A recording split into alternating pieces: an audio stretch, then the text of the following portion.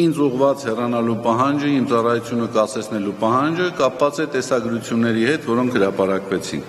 Արմլուր լրատվականին բացառիկ մանրամասներ են հայտնի դարձել Արշակ Սրբազանին վերագրող տեսանյութերի փորձաքննություններից, մասնավորապես մեզ հասած տեղեկությունների համաձայն նրան վերագրվող աղմկահարույց տեսանյութի մասով փորձաքննություններ են իրականացվել Սերբիայում, Չեռնոգորիայում և Չեխիայում։ Երեկ փաստաբան Արսեն Բաբայանը հայտնել էր Արշակ Սրբազանին վերագրող տեսանյութերը կեղծ են։ Ստացել եմ դեռևս նախորդ տարվա նոյեմբերին իմ կողմից նշանակված միջազգային փորձաքննությունների արդյունքները Արշակ Սրբազանին վերագրող հայտնի տեսագրությունների իսկության պարզման նպատակով, նշել էր փաստաբան Բաբայանը։ Վերջինս ավելացրել էր, որ 3 տարբեր պետություններից ստացած փորձագիտական եզրակացությունները հաստատում են Սրբազանի այն պնդումը, որ նա որևէ առնչություն չունի տեսագրությունների բովանդակության հետ։ Փորձագետները ի թիվս այլնի հանգել են հետևյալ եզրակացություններին. Առաջին, տեսագրության բովանդակությունը կեղծ է և ստեղծել է հատուկ ծրագրային միջոցների կիրառմամբ, երկրորդ, տեսարանները օբյեկտիվ իրականության մեջ գոյություն չեն ունեցել,